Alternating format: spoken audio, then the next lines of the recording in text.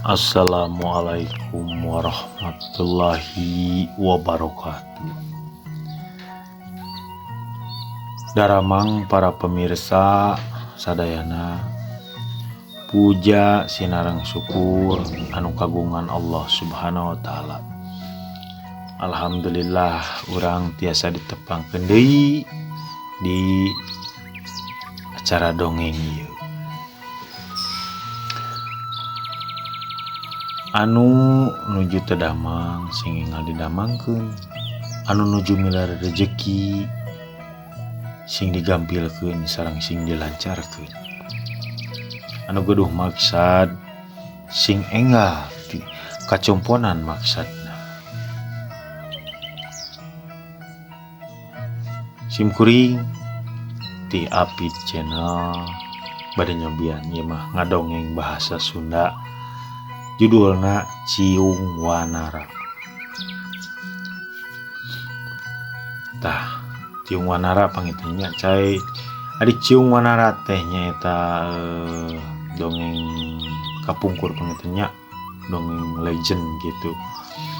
Tah abdi bade nyobian, punten bilih aya kalepatan kuring di sebatkeun gitunya, maklum simkuring belajar hoyong ieukeun sejarah-sejarah Sunda gitu tah. Urang lajengkeun wae kana dongeng bahasa Sunda ieu ti Ciung Wanara.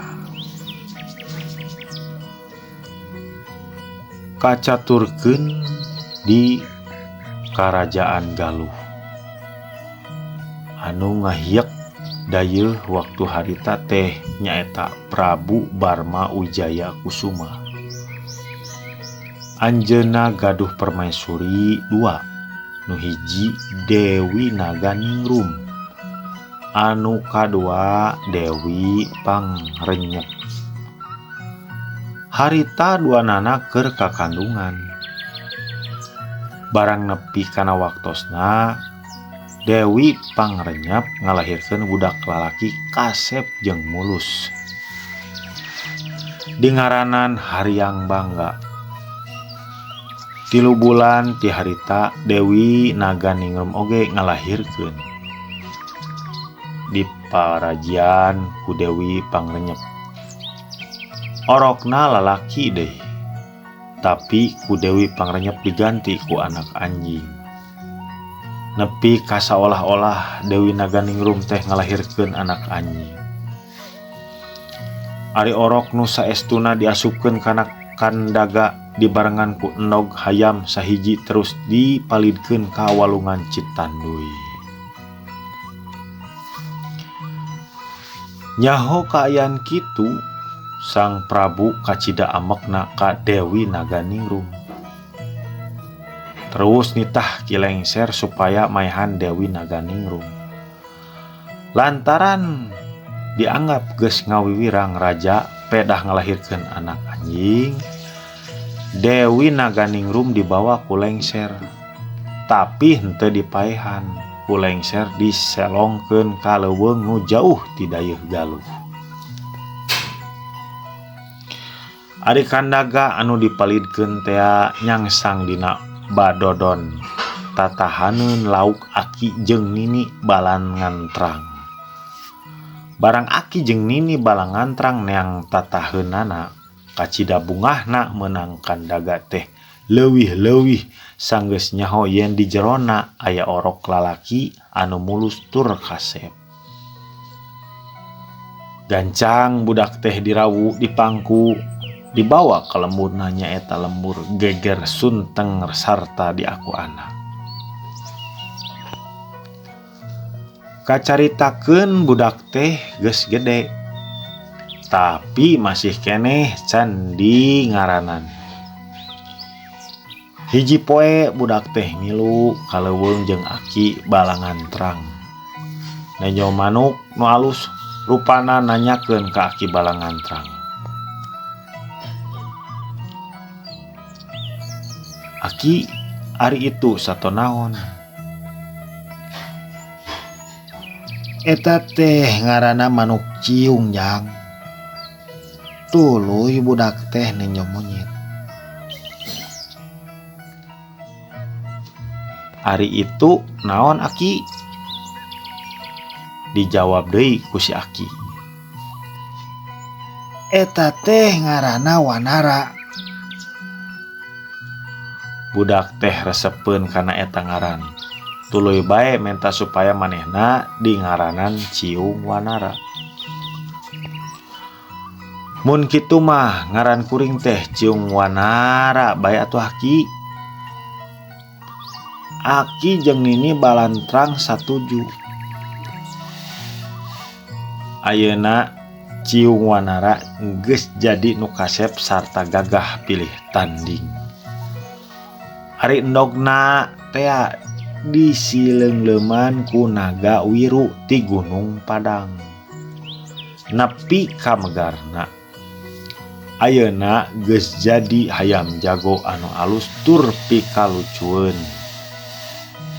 Dina hiji poe Ciung Wanara amitan ka Aki jeung Nini balantrang sabab rek nepungan raja di Galuh.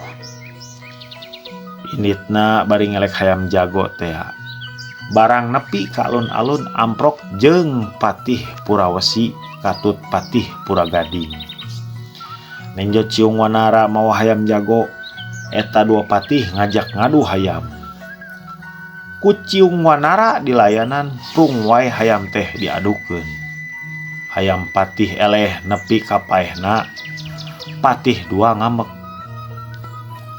Barang rek ngarontok Ciung Wanara leungit. Dua patih buru-buru laporan ka raja. Ari Ciung Wanara papanggih jeung lengser terus ngilu ka karaton. Nepi ka karaton, Ciung Wanara ngajak ngadu hayam ka raja.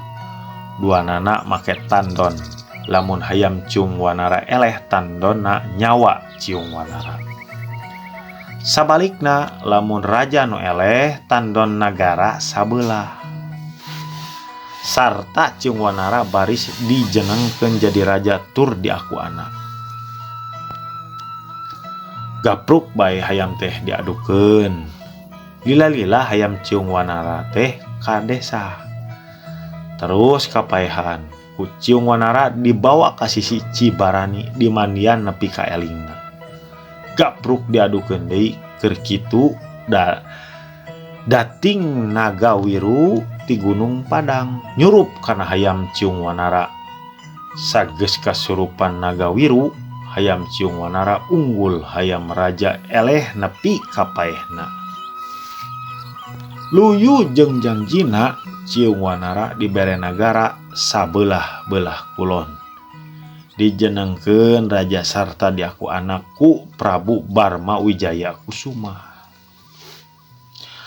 Ari nagara nu sabelah deui belah wetan dibikeun ka Haryang Bangga. Ku Bani Kasan kilengser Ciung Wanara bisa patepung deui jeung indungna nyaeta Dewi Naganingrum. Lila-lira reka perdaya Dewi Pangrenyep teh kanyahoan ku Ciung Wanara. Saterusna atuh Dewi Pangrenyep teh ditangkep sarta dipanjarakeun dina panjara besi. Haryang Bangga kacida ambekna basa nyahoan indungna geus dipanjara ku Ciung Wanara. Der atuh tarung. Taya nu eleh sabab sarua saktina. Tapi lila-lila Haryang Bangga teh ka desa ku Ciung Wanara. Haryang Bangga dibalangkeun ka wetaneun Cimpamali. Tah ti harita kaayaan Galuh jadi dua bagian teh. Kuloneun Cipamali dicangking ku Ciung Wanara. Ari wetanha dicangking ku Haryang Bangga. Tah sakitu mitra seep dongeng ti Sim Kuring cukup sekian.